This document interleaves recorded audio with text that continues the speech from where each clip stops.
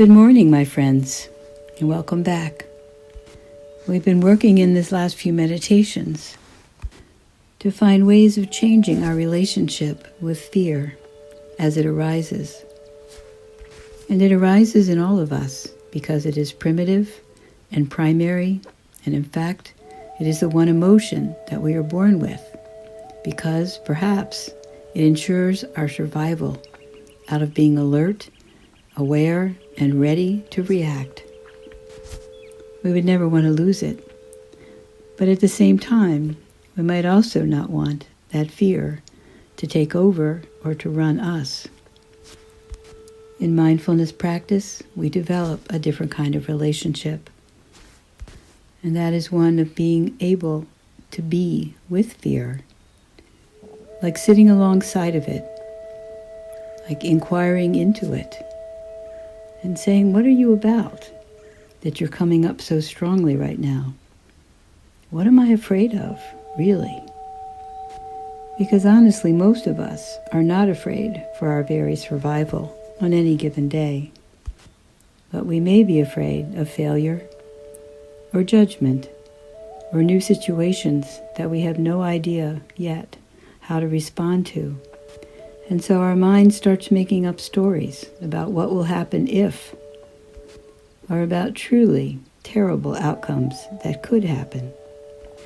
This is the kind of fear that's most often known as anxiety.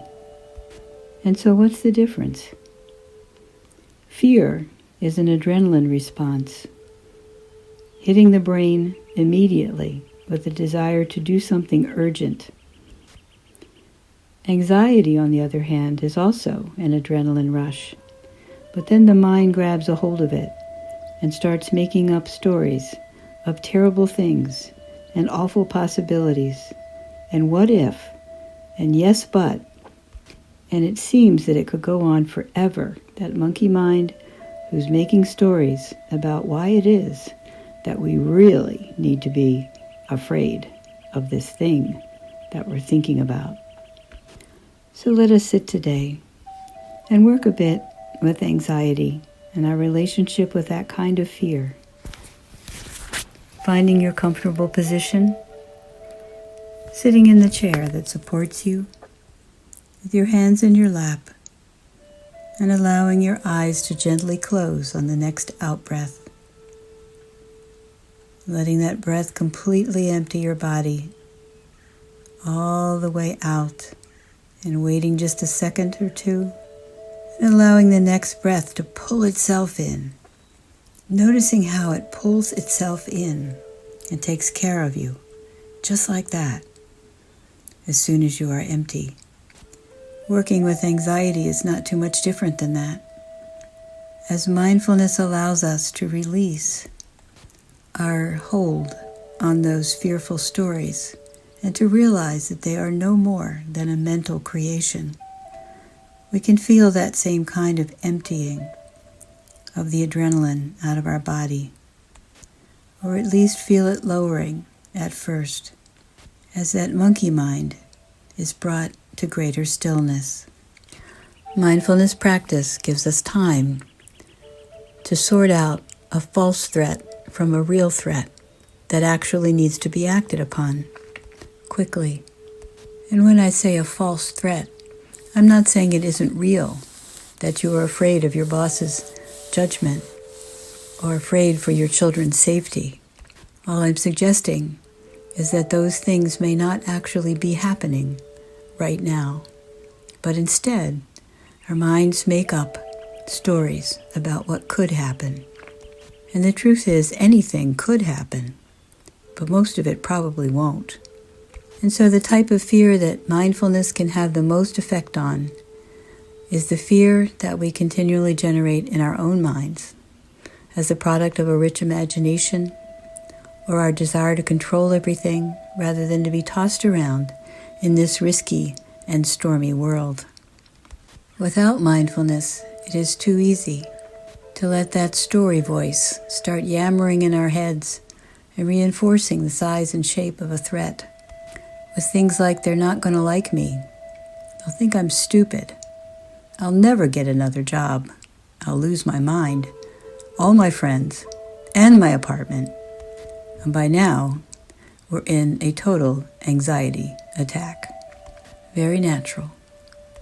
Bringing to mind something in your life today that can cause this kind of anxiety for you, where your mind takes a racing jump into its own stories about why this is truly a disaster and one that is going to harm you badly.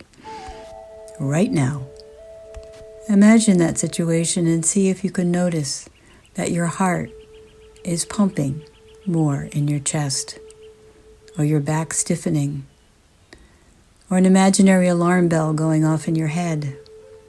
And if you don't feel it right now, remember the last time you did feel it. Probably not too long ago, when you got news or had an apprehension about something over which you had no control and was important to you. When we're in this kind of heart-pumping state, the next thing to do is to take 3 or 4 or 10 full breaths, like we do sitting here in practice.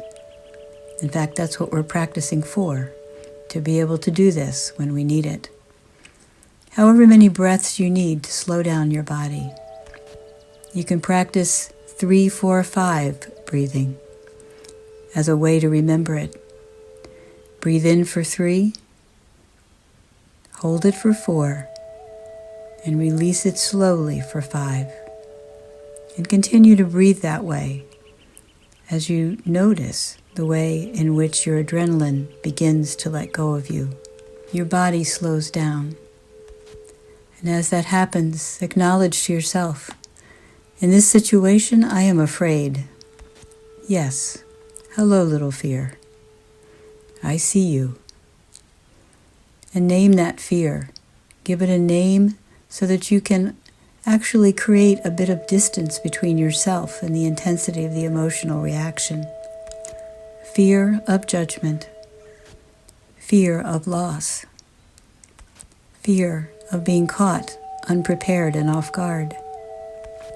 In my own life, these are most potent fears in the areas of loss, or areas where I need to offer something, and I really think in my anxiety that I have nothing really to offer that's of any value. And then my mind can go crazy with either one of those things. Repeating silently to yourself, along with me, may I see the source of my fear. May I be safe and free from fear and anxiety. May I be rested, happy, and at ease. Approach that little fear with friendliness, not as a threat. Perhaps remind yourself that in that anxiety, nothing is actually happening right now that fits with the story that your mind is making up. It has been really helpful for me over the years to label those things as stories rather than facts. Do you know what I mean? And even if you're not sure of what you are afraid, actually, be kind toward yourself for being afraid. No punishment, no threats. Simply hold your ground in mindfulness and let the fear rise and fall in your mind. When the anxiety comes, say, I see you. And you know what? That's not happening right now. And return your awareness to the present. In your breathing, 3, 4, 5. It's a really funny thing that when we learn with mindfulness not to be afraid of fear, but to simply sit with it, we actually find often that confidence to be in the world arises from within. Maybe some of this will happen for you today, my friends, as you go out. Take these thoughts about this anxiety and fear with you and watch that monkey mind and tell it that's not happening right now. Namaste. Amen.